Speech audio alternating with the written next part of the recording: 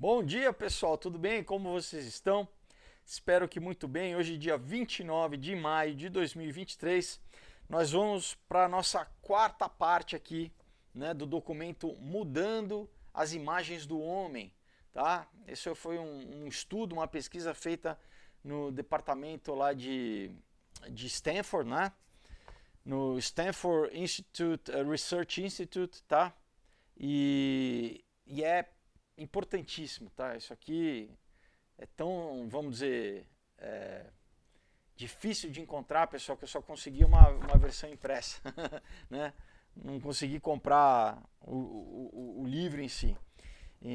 Então, antes da gente começar, eu vou, claro que sempre convidar vocês a conhecer os meus quadrinhos, pessoal, que são roteiros de cinema que eu escrevi e transformei em quadrinhos adultos, tá?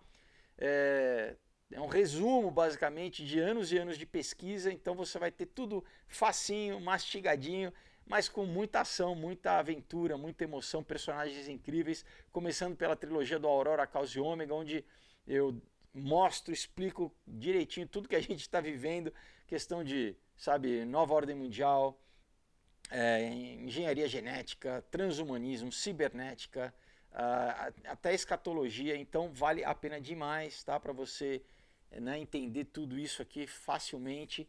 Temos Um Outro Dia, que é uma história que eu ganhei um prêmio do Ministério da Cultura por ela, onde a gente aborda a questão de dependência química, abuso sexual, tudo que o jovem enfrenta hoje em dia, lacração política, mas com uma virada sobrenatural incrível. Então, não deixe de ler, vale a pena demais. Temos o Knock Me Out, que é um romance que se passa no mundo do MMA, uma homenagem aos filmes dos anos 80, como Rock, Karate Kid, onde você tinha claramente, né, o herói, né, a mocinha, a heroína, onde os personagens se sacrificam, tem que superar, né, usa, vamos dizer, o pano de fundo do esporte, das artes marciais para superar as dificuldades. E é uma história legal demais. E para fechar, a gente tem o Comunhão, que é eletrizante, um suspense com terror psicológico, que se passa aqui no Brasil, na Mata Atlântica. É um time de corrida de aventuras que vem competir, se perdem e acabam encontrando uma tribo dominada por um psicopata, e aí eles têm que vencer o mal, e é sobre a resiliência do espírito humano, uma história demais. Então, ó, pessoal, olha, não tem desculpa, entre em contato, né? Tá chegando o Dia dos Namorados, que é um presentão diferente aqui, horas e horas de diversão, entretenimento, tá? Eu mando com uma dedicatória, vai ser um maior prazer falar com vocês, é só entrar em contato pelos links que eu deixo aqui embaixo. O meu Instagram, a página do Aurora HQ no Facebook e pelo e-mail também que está aqui, tá? Você manda um e-mail também, eu te respondo. Mando para todos os estados do Brasil, outros países também, chega direitinho, tá bom? Então é só entrar em contato. O que mais? A gente tem o link do Rumble e do Odyssey, que são as plataformas onde eu posto vídeos que não consigo mais postar aqui. Você pode assistir lá. E também do Subscribestar, para você se tornar um apoiador e uma apoiadora do canal. Então já agradeço quem apoia o canal e você também venha fazer parte. Muito bem, pessoal, vamos retomar aqui. Então, no vídeo passado, né, a gente estava na parte onde eles falam aqui, né, ele estava falando várias imagens do homem, né, então finalmente chega no o homem como sendo um espírito. Daí você fala, peraí, isso aqui numa pesquisa acadêmica lá do Instituto, pessoal, eles sabem, na verdade, né, o que o homem é, mas só que eles jogam contra, né, eles tentam perverter isso, subverter. Então, o homem segundo a visão da filosofia perene, né? Esse termo cunhado aí que diz que existe então uma filosofia que atravessa as épocas e as culturas, né? E que não é por exemplo, da religião judaico-cristã, é do paganismo, e essa que deve ser a visão do homem, essa filosofia perene, né? Então, né, ele fala aqui num ponto, fala assim, olha, a natureza básica do universo é consciência. E o humano individual ele pode participar dessa consciência cósmica. Tá? Olha os termos nova era aí, a consciência cósmica. Né? Da mesma forma como eles falam, é o Cristo cósmico. Não é Jesus Cristo, é o Cristo cósmico, né? Que na verdade é Lúcifer. Né? Na gnose, para eles, Cristo é Lúcifer. Né? Enfim. Mas, então, esse é a base do ser. Então, para o humano, né, a superconsciência ou o aspecto divino, né, do ser, a sua natureza física é a manifestação da consciência universal.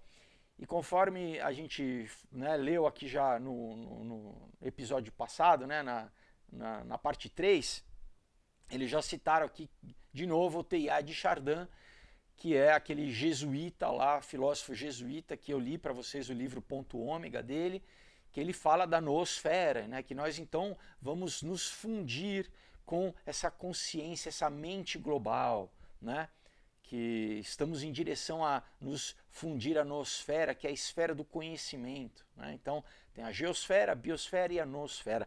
E aí vai ser através do quê? Vai ser através da tecnologia, de você, né, claro, botar como, né, eles falam aqui, a gente viu também na parte passada, uma estimulação eletromagnética do cérebro, né, através de um eletrodo introduzido no cérebro, né?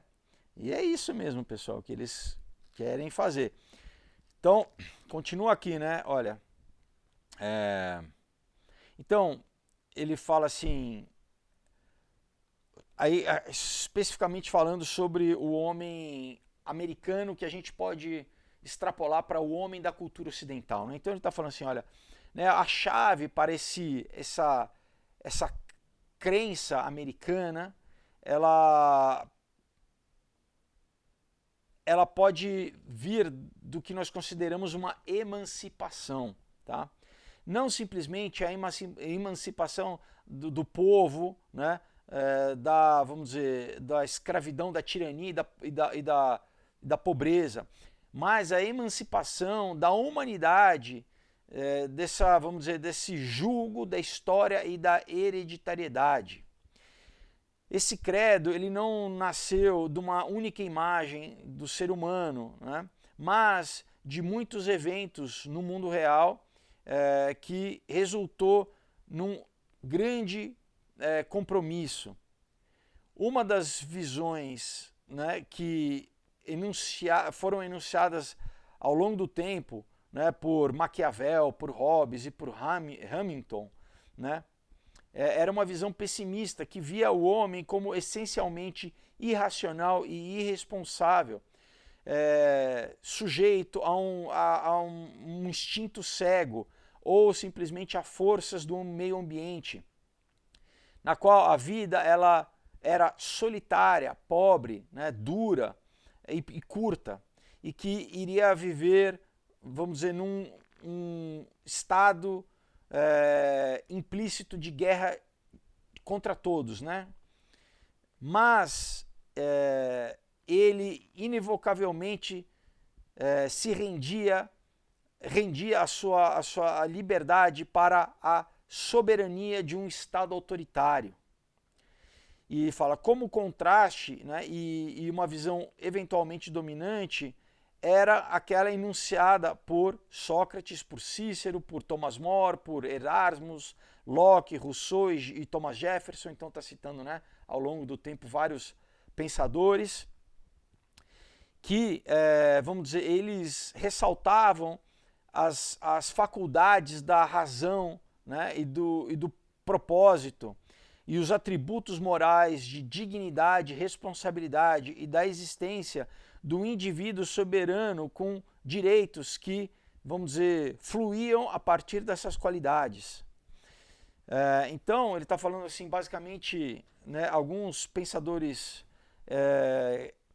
que se alinhavam mais com a questão do liberalismo, né? Então, você vê, basicamente ele traçou dois pensamentos, duas linhas filosóficas ao longo do tempo, né? Uma que, no final das contas, o homem ele era, vamos dizer, né, ele fala aqui, solitário, pobre, né, bruto e tinha uma vida curta, enfim. E que no final das contas o destino era ser subjugado por um governo autoritário, né, pelo Estado autoritário. E a outra linha filosófica de pensadores que falam que o homem tem, né, a racionalidade, que ele tem propósito e que tem uma moral, atributos morais que a partir disso fazem com que ele tenha uma soberania individual, que ele não seja dependente do Estado, mas que ele tenha uma soberania pessoal. Pessoal, vou um passo além. Eu acredito que não adianta só você ter esse modelo do homem empreendedor, né, do liberalismo clássico. Claro que eu sou totalmente contrário a essa questão do homem, né, como uma besta humana que é dependente do Estado, que tem que ser educado pelo Estado e ser subjugado pelo Estado. Obviamente eu sou contra isso, mas também não adianta só essa ideia de que o homem por si só, né, e pela sua razão ele consegue atingir esse estado de emancipação, né, de independência. Eu acredito que se não houver uma correção moral, né, do homem se reconhecer como falho, né, e dependente de Deus, então no fundo, se não houver uma intervenção divina, né, e um arrependimento e uma mudança de natureza, uma mudança de caráter, né, o homem, pelas suas boas obras, não se salva. Né? O homem, não, é aquele velho discurso, não, eu sou uma boa pessoa, eu sou honesto, papapá. Não, todos, pessoal, todos temos o potencial para o mal dentro de nós. Se ele não for ratificado, esse potencial para o mal, né, uma hora ou outra, você vai falhar, né, porque essa é a natureza humana. Então, né, eu aqui discordo também, né, porque ele só dá dois caminhos. O terceiro caminho, que na verdade é verdadeiro, é o caminho metafísico e sobrenatural de você, né, de novo, buscar Deus e se reconciliar com Ele. E aí sim ele vai te capacitar, né? Aí sim a imagem dele vai estar, né, restaurada em você. Né? A imagem e semelhança de Deus vai estar restaurada em você. E aí sim, né, na verdade, até mesmo historicamente, a ideia de conceito de direitos humanos, isso vem do cristianismo. Antes do cristianismo não tinha, na cultura grega, na cultura romana, não tinha essa questão de direitos humanos, né? Então, né, de novo, aqui eles não chegam na questão essencial, né?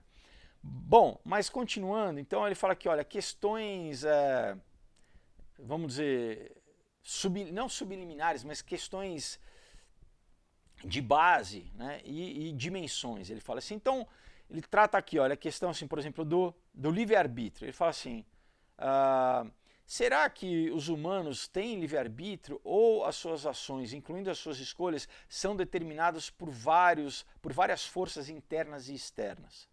Muitos, se não todos, né, se não todas das imagens antigas, né, das culturas antigas, as imagens que tinham a respeito do homem, viam o homem como determinado por forças mágicas, divinas ou naturalísticas. Né? Um tema que foi retomado através da ciência comportamental e biológica. Muitas das imagens modernas do homem, entretanto, veem ele como livre, né? Limitado somente pela lei natural do universo e pelas leis arbitrárias que ele construiu para sua própria conveniência. Então, novamente, né, será que o homem tem o livre-arbítrio ou ele simplesmente é moldado pela cultura, é moldado pelo ambiente? Né? Será que ele é como tem um livro lá, Tábula Rasa, né? do Steve Pinker? Não. O homem, ele tem sim o livre-arbítrio. Né?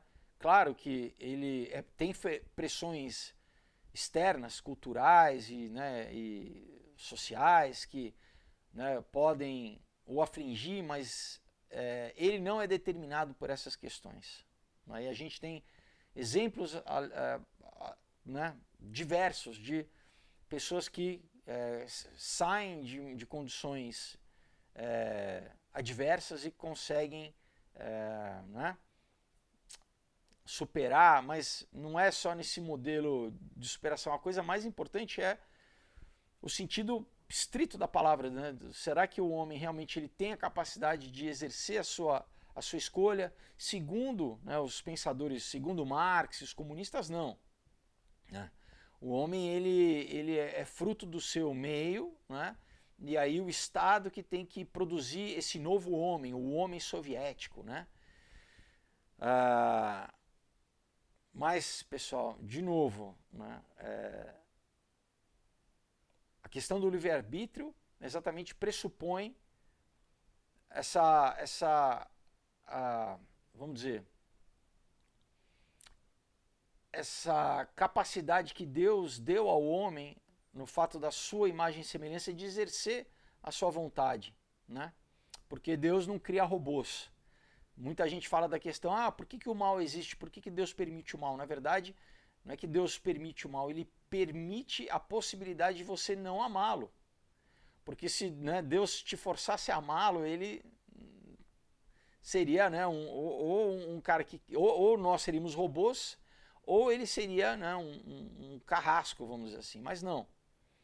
Ele deixa a possibilidade para você escolher. Né? E na Bíblia, em diversos momentos, ele fala, olha, né, escolha a vida. Tem dois caminhos. Eis que vos coloco dois caminhos, o caminho da vida e o caminho da morte. Ele fala, escolha a vida. Mas você pode escolher a morte, se você quiser. Né?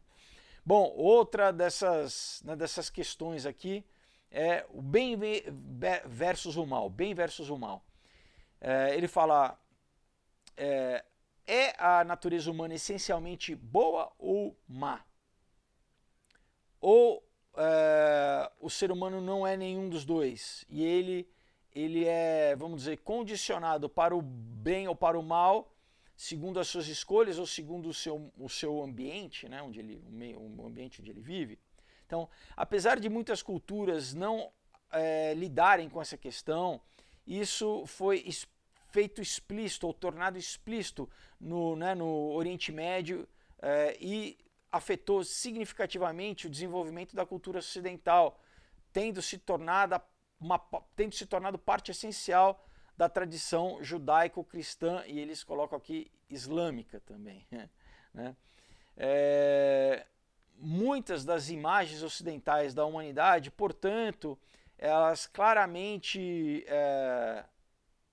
evoluíram com respeito a essa questão. Então, é interessante que eles não conseguiram negar o fato de que o Ocidente, a essência da cultura que a gente vive, pessoal, aqui no ocidental, a base tem, né, essa questão do bem e do mal. Por quê? Porque, né, a tradição judaico-cristã institui isso, deixa claro, né, não tem, sabe, não é cinza, não é aquela coisa, por exemplo, do yin yang, né, que dentro do bem tem um pouco de mal e do mal tem um pouco de bem. Isso é gnosticismo também. Não, é claro, né, você tem Deus e você tem a ausência de Deus, né? Porque na verdade o mal é negativo, né? O mal não é positivo. Então, o que é positivo é só Deus, Deus é luz, e aquela história, né? A escuridão é a ausência de luz, o mal é a ausência do bem, né? Vamos aqui a outra questão, né? O homem é a natureza, né? Então, é o homem um competidor num mundo natural, vamos dizer, sem misericórdia, né? Um mundo natural duro, né? Aquela ideia da natureza inóspita, ou ele é um agente num mundo natural harmonioso e balanceado, ou será que ele está separado e ele é superior à natureza, na qual ele tem que dominar para os seus fins, assim, né? Para o seu benefício? A maioria das culturas, elas consideram de que o ser humano, o ser humano como parte intrínseca da natureza. E eles colocam, e a tradição semítica, ela foi a única em que colocou o homem separado da natureza. Isso aqui é muito interessante, né? Continua aqui. E nessa tradição, ela exerce uma forte influência na imagem ocidental da humanidade. E, portanto, talvez seja necessário, né, um condicionamento para o desenvolvimento da ciência aplicada que nós conhecemos como hoje. Tá? Então, basicamente, eles estão aqui, né, de uma forma eufemista, realmente falando que sem a tradição judaico-cristã não existe ciência, né? Porque, na verdade, a ciência, né, a física, a química, é essa ideia de que o homem ele tem a capacidade de estudar, ele tem que estar fora, né, descolado, né? É o tal do sujeito e objeto. Ele tem que ser um sujeito para ele conseguir ver a natureza como objeto e para poder estudá-la e para poder, né, estudá-la e transformá-la, né? E isso vem de novo da questão de que o homem entende que Deus criou a natureza e Deus criou o homem e deu ao homem, né, uma autoridade sobre a natureza, que nós deveríamos cuidar da natureza. Não é que o homem, então o homem é para destruir, fazer... Não, não. Mas sim, o homem, né, Deus soprou o seu espírito no homem, diferente de qualquer outro animal, e deu a capacidade exatamente de cogito, né, de razão, de autoconsciência, né, e de abstração e de logos, né, o logos divino, que é o verbo divino, de o quê? De criar arte, de criar, né, dessa capacidade criativa ao homem, né, linguagem, né, capacidade matemática, de abstração e todas essas questões. Enfim, então, só a tradição semita, né, que é basicamente judaico-cristã, que realmente estabelece o homem como, né, o que deveria ser, né, esse mandado adâmico dele, vamos dizer, ser o administrador da terra, né? E que o homem, ao pecar, né, o homem ele perdeu essa autoridade sobre a terra, né? Passou para Satanás, né? Por isso que a palavra diz que a criação ela geme, né, na expectativa da manifestação dos filhos de Deus, né? A natureza toda vai ser restaurada, pessoal. Além, né, de nós, né, o pecado ele produziu um efeito na terra também, fisicamente, não só na natureza humana. Então, a natureza toda, a gente lê em Apocalipse todo, né, o planeta ele vai ser restaurado também, né, com a volta de Jesus. Vamos ler aqui, então ele fala assim, outra dessas questões, a mente versus matéria, né? Então ele fala assim, somos nós essencialmente mente, consciência e espírito, né? Ou nós somos compostos de matéria física somente, né? Uma construção na qual a vida e o pensamento só é uma característica desse estado organizacional da matéria. A maioria das culturas vê o homem como essencialmente espiritual. Somente com o surgimento da ciência objetiva que tem, vamos dizer, enfatizado, né, a materialidade e estabelecido esse conceito do homem como simplesmente matéria. Então, pessoal, nós somos um espírito, né, que tem uma alma e habita num corpo. A verdade é essa, né? Mas, de novo, no iluminismo, né, a galera que promoveu o iluminismo, esses cientistas que na verdade eram ocultistas, né, que fundaram a Royal Society, eles começaram a estabelecer uma nova ideia do homem, né, um novo paradigma do homem para a população. Para o quê? Exatamente enfraquecer né, essa ideia de que o homem, na verdade, é um ser espiritual. Para que o homem se visse simplesmente como matéria, né? Então, começaram a secularizar a cultura, né, a promover ateísmo. Não, o homem é matéria, tudo aqui é finito, não pensa no além, porque o que só vale agora, né? Reduzir o homem simplesmente a sua parte física. Não, então a tua mente é só né, um conjunto de células ali, de neurônios, né, e todas as emoções humanas, isso a gente pode traçar isso a trocas hormonais, né? Essa visão reducionista, né? Racionalista, materialista, né? Mecanicista. O homem simplesmente é um computador biológico. Tá? Para quê? Para que, pessoal, você perca de vista o porvir, perca de vista o propósito de estar aqui, né? Para que você se desconecte com qualquer espiritualidade, metafísica, e você fique preso aqui, né? Na matéria e nessas condições sociais. Para quê? Para ser controlado pelo Estado, para que você não se veja como um ser transcendente, mas você se veja simplesmente como, né, um ser limitado que tem que aproveitar aqui e viver de forma hedonista, porque daqui a pouco você vai morrer e não tem nada do outro lado. Então, vamos curtir agora, vamos viver só para agora. E assim você é facilmente dominado, né? Então isso é completamente, né, feito de forma proposital. Vamos continuar aqui. Então, o mortal versus o imortal. Então, assim, algumas imagens têm a morte como o fim do indivíduo e da existência e da sua experiência individual. Outras visões consideram a pessoa como tendo uma alma ou um espírito que continua a existir de forma consciente mesmo após a morte física, tanto sendo por reencarnação ou em outro corpo, né? Ou se movendo em algum plano de existência não material. Então ele fala, virtualmente todas as imagens do homem veem ele de alguma forma como sobrevivendo à morte física. Então é interessante, né? Porque a gente tem visto essa nova religião que eles estão promovendo agora, que é o transhumanismo, né?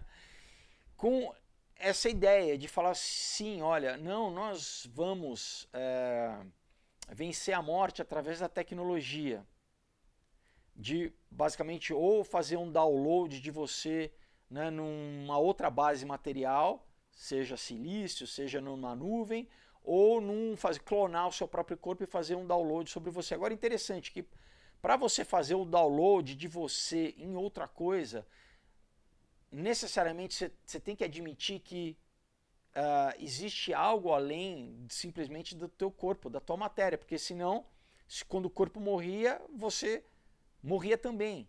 Então, eles, por tabela, já estão assumindo que sim, a essência do homem, na verdade, não está no corpo, porque senão, né, você não conseguiria transferir ela para um outro corpo, para uma outra base material. Então, de novo, pessoal, né, o ateísmo é simplesmente uma forma de controle social. Tá? E infelizmente, vai além do controle social, né? Porque tem esse elemento também de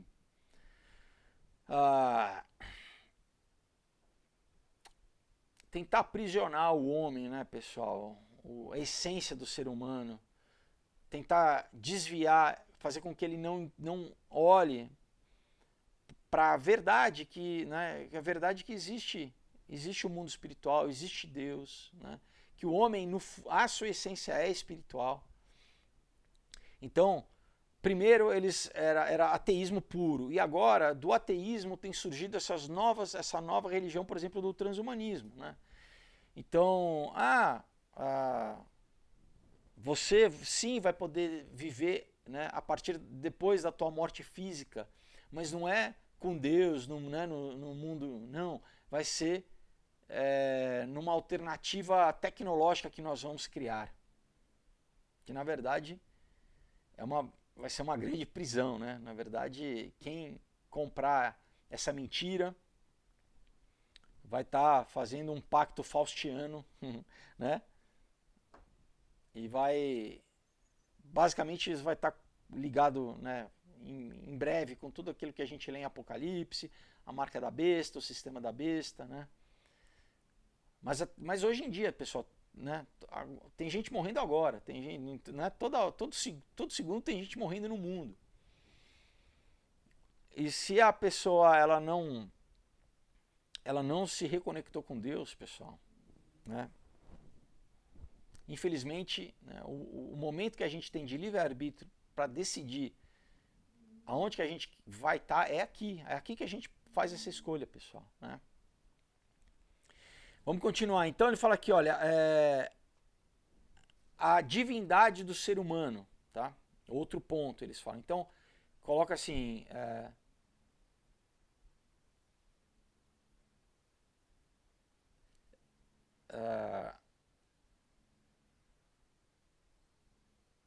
é a natureza divina e a humana essencialmente distinta, ou Deus, na experiência, né, humana, é uma realidade universal num nível profundo? Essa questão, ela claramente separa as imagens, vamos dizer, de um centro místico, né, nas mais altas religiões, das imagens popularizadas através, né, dos ensinos tradicionais. Bom, eles usam aqui uma linguagem rebuscada, mais ou menos para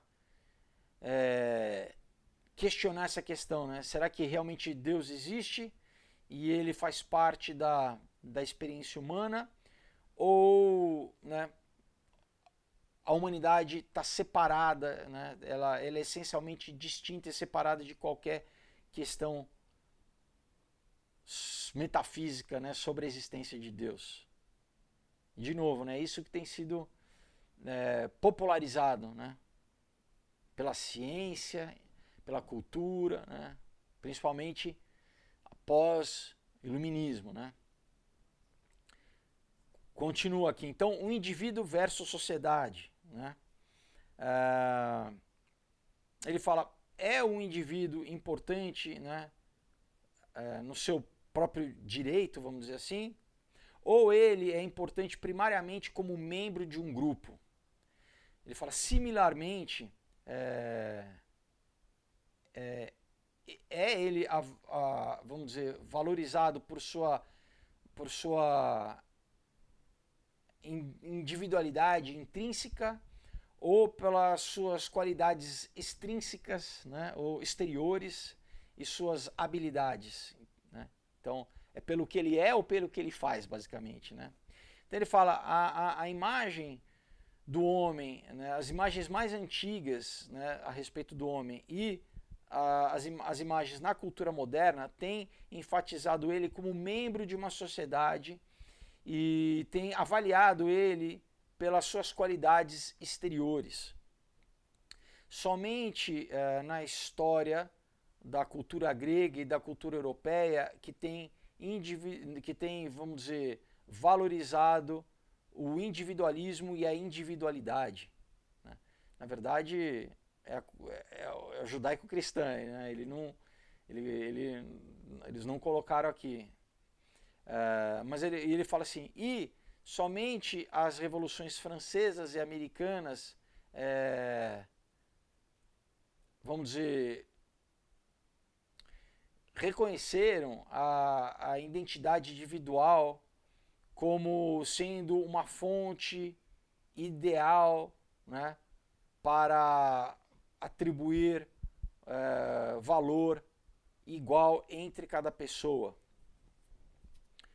Também não concordo, né, pessoal, porque a Revolução Francesa, americana já mais, né? Agora a francesa foi aquele banho de sangue, né, pessoal?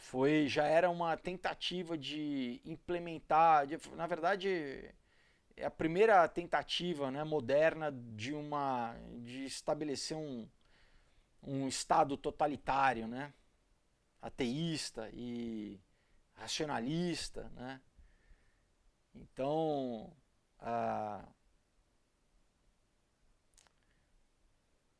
o homem como o homem, pessoal, realmente só é indivíduo quando é reconhecido que ele é um ser espiritual, que ele é criado à imagem e semelhança de Deus. Se você tira esse conceito, é muito fácil você o que bestializar, né, objetivar o ser humano. Você pode daí você objetiva ele, objetiviza como você quiser, como um animal, como máquina, como, né, como escravo, como gado, como que você quiser. Porque o que realmente dá valor intrínseco ao homem é quando, né, ele é considerado a imagem e semelhança de Deus. Por que sempre a realeza, né, se dizia descendente dos deuses em qualquer cultura ao redor do mundo? Porque isso validava a eles, né, dava um valor de o quê? De um valor acima, né? Ah, não, nós somos a realeza porque nós descendemos dos deuses, nós estamos num nível acima do que da plebe, né, do povão. E o povão era, não, são animais, né, não tem espírito.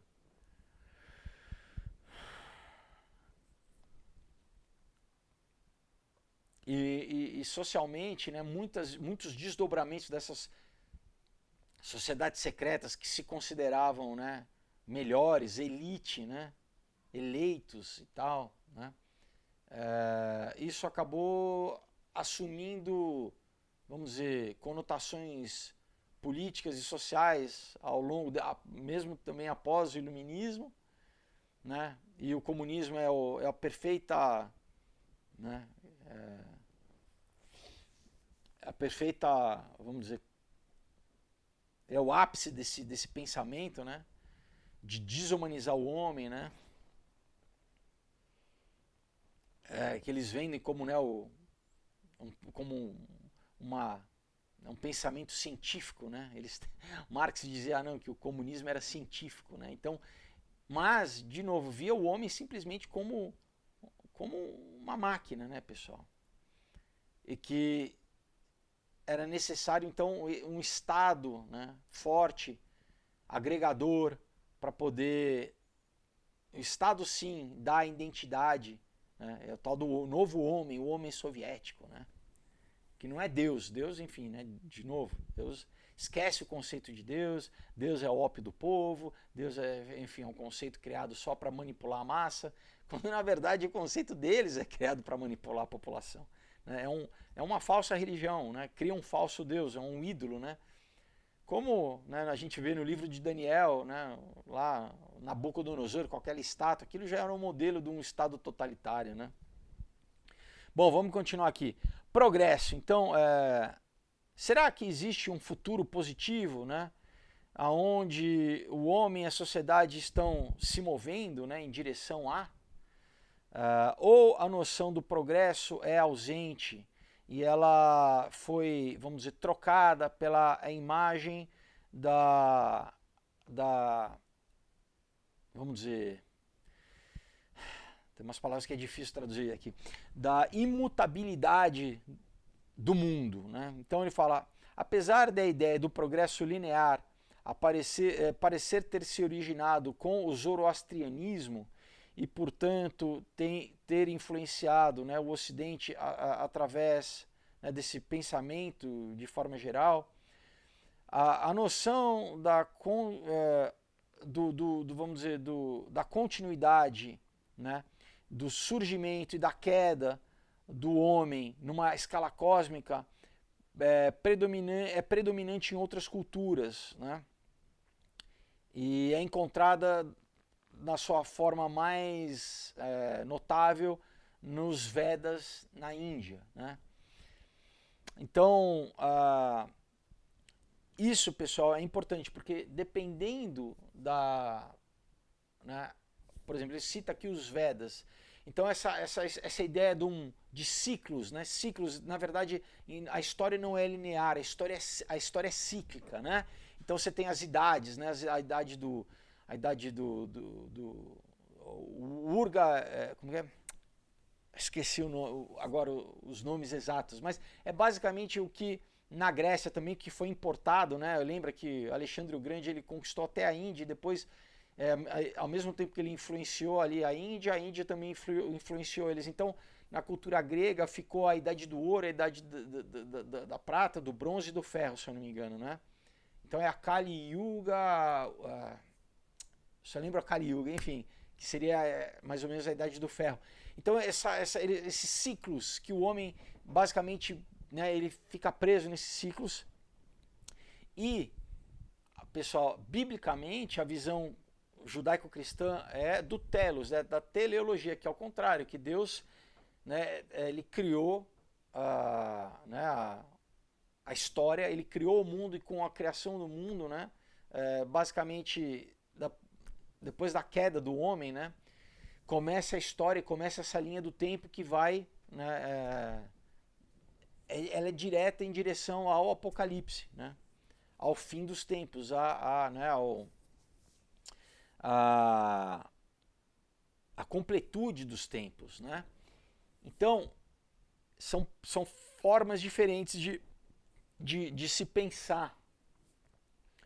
Porque desse pensamento védico, cíclico, que, por exemplo, sai o pensamento da reencarnação. Então você tá nascendo e reencarnando aqui, né? E você ganha pontos nessa vida, você perde pontos nessa vida, parece parece um programa de TV do Silvio Santos, né? Sabe, de uma roda que você volta atrás, você ganha um ponto, você volta, né? E fica na roda de Sansara, né? E aí as pessoas se acomodam, né? Não, mas eu tô assim hoje na minha vida porque eu tô pagando o karma da minha vida anterior, né? Eu sou assim porque eu tô pagando karma. E a Bíblia diz ao contrário, fala que Deus interviu na história para pagar os nossos pecados e que nós podemos ter redenção e salvação. E a gente não fica preso nesse ciclo de renascimento ou morte. Ao contrário, a Bíblia fala que, né, o homem é destinado a morrer uma só vez e depois disso o juízo, né? Ou a glória. Se você confessou Jesus como Senhor e Salvador da sua vida, você vai para a glória. Você não consegue se justificar, você não consegue pagar o teu pecado. Ele já pagou, ele já te justificou. Mas você está entendendo como são duas mentalidades que determinam muito, inclusive, da prática na nossa vida, da praxis, né? Uma você pode ficar acomodado, né? Você fala, não, é o karma aqui, né? Na outra você fala, não, né? Deus, ele restaurou a minha vida, a vontade dele é boa, perfeita, agradável para aqueles que o amam, né? Ele tem um destino certo para mim e eu vou, né? Ele me capacita, né, a superar os obstáculos, a vencer e ir em direção ao prêmio da soberana vocação, como a Bíblia diz, né? Como o apóstolo Paulo fala, né? Eu corro em direção ao alvo, né? Para trás, né? Ele deixa para trás as coisas que ficam, né? E ele corre em direção ao alvo, exatamente, que é Jesus. Então tem um destino, né? Você não fica dando volta ali, né? Bom, então outro ponto aqui é moralidade, ética e regulação. Então ele fala assim, que tipo de princípios éticos deveria, né, o comportamento humano ser baseado? Então, o poder puro, né, o simplesmente poder, que esse é o pensamento da esquerda, né? O Foucault falava estritamente que todas as relações humanas são predicadas em poder, todo mundo está querendo poder, é só poder. Olha o pensamento, né, dos psicopatas da esquerda, né? Quem são os filósofos que a esquerda gosta, né? Então, será que a ética deve ser simplesmente o poder? Ou revelação divina? Ou, né, mitos tradicionais? Ou vamos dizer, arranjos democráticos, né?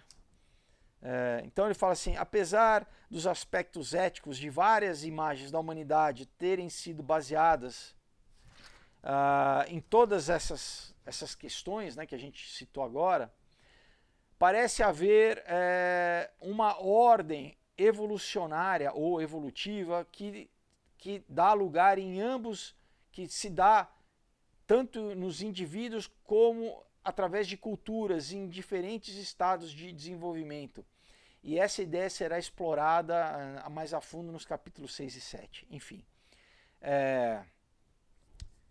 Mas aqui, então, ele levantou várias questões, né, pessoal? Então, qual será o modelo ideal de moralidade, de ética, né? Ela deve ser baseada simplesmente o quê? Na conquista do poder ou, né, na manifestação divina, né? Baseado em revelação divina. A Bíblia é baseada em revelação divina, né? Os 10 mandamentos foram revelação divina, é a base da sociedade, né? Então, ou mitos tradicionais ou em acordos democráticos, né? Bom, quando a gente chegar nos capítulos 6 e 7, a gente vai falar mais sobre isso. Aqui ele fala também assim, então seja, né, que algum tipo, vamos dizer, de psicocivilização científica da nossa sociedade ou algum tipo de controle totalitário ou algum tipo de novo entendimento de como princípios democráticos podem funcionar de forma adequada, e isso irá emergir nos próximos anos, né? Anos que provavelmente irão trazer um aumento severo, né, de desafios para o nosso presente sistema, isso não é claro, né? Eles deixam aqui.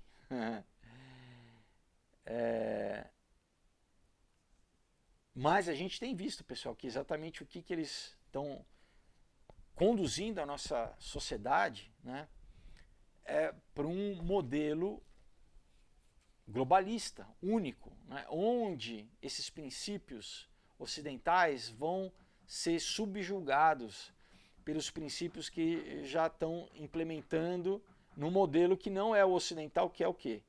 É o chinês, onde, né, o coletivo está acima do indivíduo, onde, né, a massa, né, é o controle da massa, onde você não tem direitos individuais, porque não tem o conceito de o homem como imagem e semelhança de Deus. Por isso o ataque severo ao cristianismo, constante, porque enquanto a igreja estiver aqui, ela, né, a gente estiver falando de Deus, isso atribui ao ser humano o entendimento de que ele pode receber a natureza de Deus nele, através de confessar Jesus como Senhor e Salvador.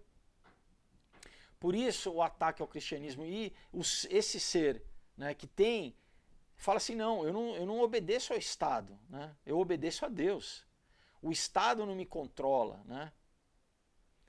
Por isso, pessoal, que eles estão tentando, né, perseguir, e que na verdade, desde que a igreja nasceu durante o Império Romano, que era um império totalitário, né, onde os Césares eram considerados deuses na terra, perseguiam a igreja pelo mesmo motivo.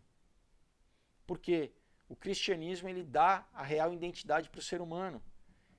E ele, né, passa a não ser esse objeto sem identidade, né? Simplesmente esse cidadão, né?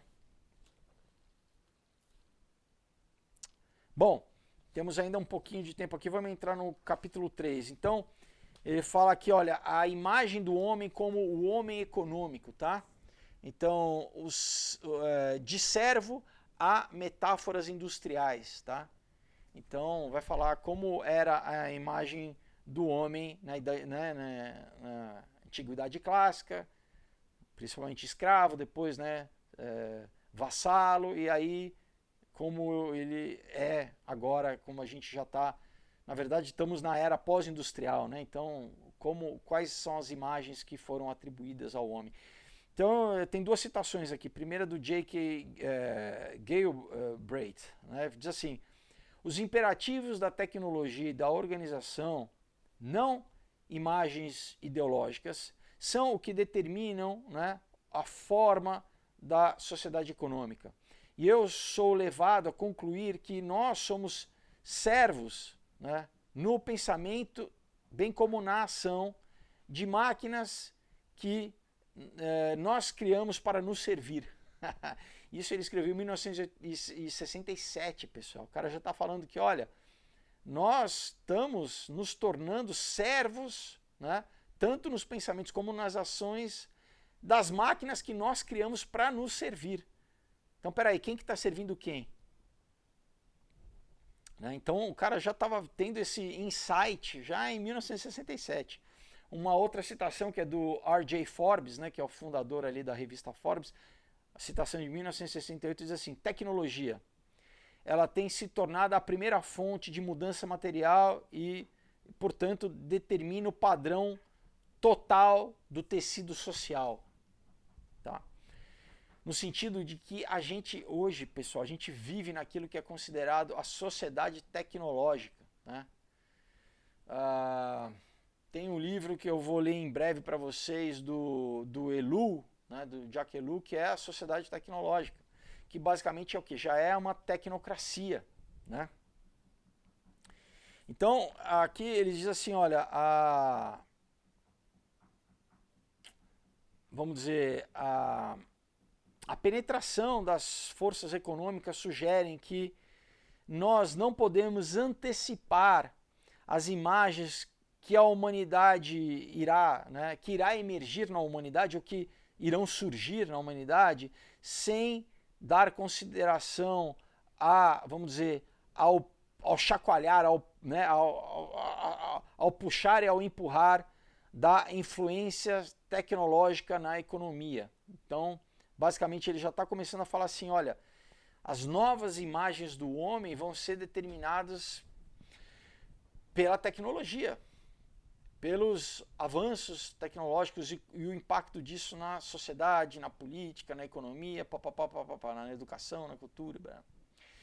Então, de certa forma, isso é verdade, né, pessoal? O que a gente tem visto cada vez mais, como a questão, primeiro, né, que eles falam mass media, né, da mídia de massa, da cultura de massa. Primeiro foi o que? Eu li, né, acabei de ler para vocês o livro, né, do Haunted Media, né, do surgimento desde o telégrafo, né, até depois do rádio, depois da televisão, né, junto com um pouquinho antes do rádio telefone, depois televisão e agora a internet, né? Como isso tem impactado a sociedade, como isso criou rupturas sociais, né? Como isso tem fragmentado a família, como isso tem aumentado agora, principalmente, por exemplo, depressão nos jovens, índice de suicídio, droga, né? E ainda o que está para vir, né, pessoal? Metaverso, né? Inteligência artificial, tudo isso que eu falo há anos aqui para vocês no canal, né? De que muita gente... Tem gente que ainda não acordou para isso, por exemplo, tem gente que ainda nem sabe o que é o chat GPT, o impacto que isso vai ter na economia, nos empregos, como vai acabar com profissões inteiras. Isso vai forçar o que? As pessoas a dependerem do Estado, a dependerem de bolsas, né, de assistencialismo do governo. Mas aí o governo vai forçar, né, como já é na China, um crédito social, né, vão forçar um tipo de comportamento específico para o cidadão, senão não vai receber a tal da Bolsa Família, né? A gente está indo em direção a um governo totalitário global, pessoal, né? Controlado pela tecnologia, né? Esse é o conceito da cibernética. Todo mundo monitorizado o tempo inteiro, inclusive o que eles querem é monitorizados no nosso corpo mesmo, com leitura dos nossos pensamentos, leitura da nossa frequência cerebral. E isso é basicamente o que a Bíblia diz lá em Apocalipse, isso vai ser o sistema da besta. E eles vão exigir, de novo, né, que você receba uma marca, ou na mão ou na testa, para fazer parte desse sistema, para poder sobreviver, né? E a Bíblia diz que exatamente quem receber essa marca, em vez de viver, vai morrer, né? Vai perder a vida espiritual, vai perder a salvação, porque vai passar a ser propriedade, né? Da mesma forma que, né, antigamente os escravos eles recebiam a marca do dono. Então, a partir do momento que você receber a marca da besta, você vai ser propriedade da besta. E ao contrário, a Bíblia diz que nós recebemos a marca de Cristo, né? O sangue do Cordeiro. E somos propriedade exclusivas de Deus, né? A Bíblia diz, passamos a ser propriedade de Deus. Então essa é a escolha que nós já temos que fazer agora. E eu te convido hoje, né, a entender exatamente isso, que você precisa escolher. E aí você fala, não, eu não quero estar com a besta, né? Eu quero estar com Deus. Como que a gente faz isso? Você precisa pagar um preço, você precisa... É através da meditação, da yoga, não. Né? A salvação é pela fé e não por obras para que ninguém se glorie. a Bíblia diz, né? Para ninguém chegue e fale assim, ah, não, eu que me salvei, eu comprei a minha salvação. Não, não, não. Você não pode fazer nada, a única coisa que você faz é crer. E até mesmo a fé é dada, né? A fé é dom de Deus.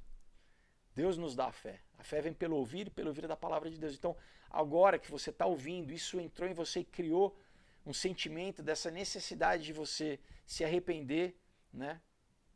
De todo o caminho que você levou até hoje e de você se acertar com Deus, né? De você receber o perdão de Deus, né? O que Jesus fez na cruz do Calvário é exatamente a manifestação do amor dele, do perdão dele que ele deu de graça a nós, que é só a gente reconhecer a nossa necessidade de se arrepender e aceitar isso e confessar, né? A gente confessa, a gente manifesta isso, né?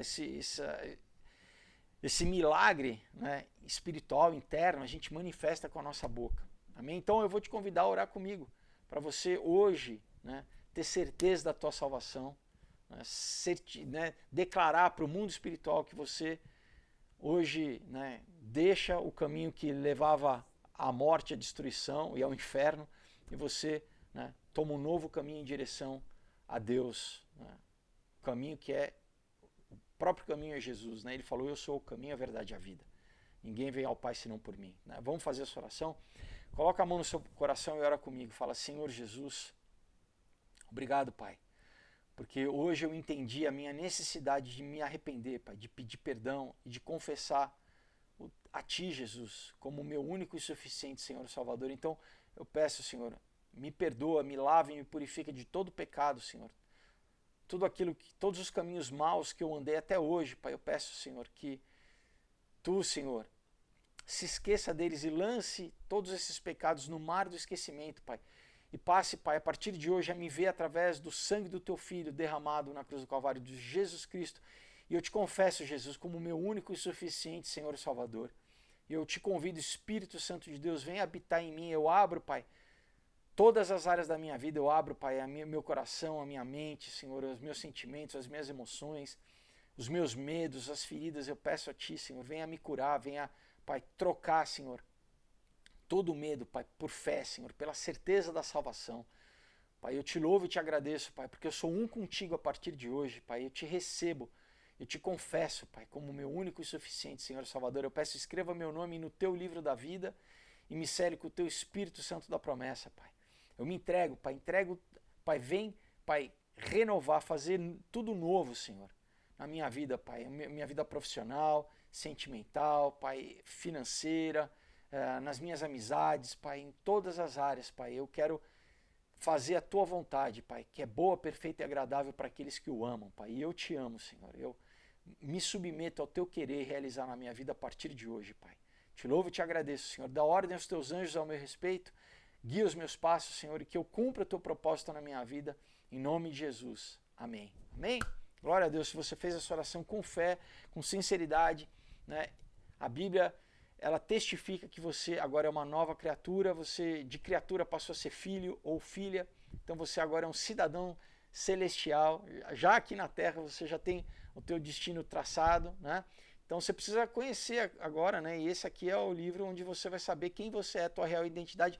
Compre uma Bíblia, passe a ler, tenha uma disciplina diária de comunhão com Deus, de oração e busque uma igreja para você estar inserido no corpo de Cristo aqui na Terra, uma igreja que pregue a Bíblia de verdade, não igreja que pregue comunismo, ideologia de gênero, nada disso, pessoal, tá?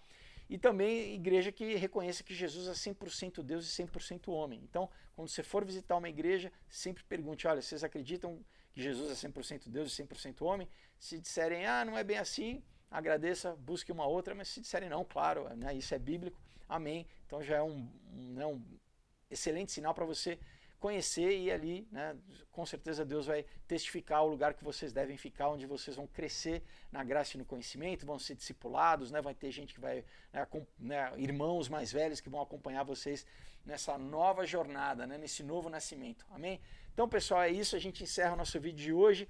Novamente lembre dos quadrinhos, tá? Não deixe de entrar em contato, os links estão aqui embaixo na caixa de descrição, vai ser um prazer falar com vocês e mandar esse material de primeira para todo mundo aí, tá bom? Deus abençoe, uma excelente semana para vocês, até quinta-feira, tchau.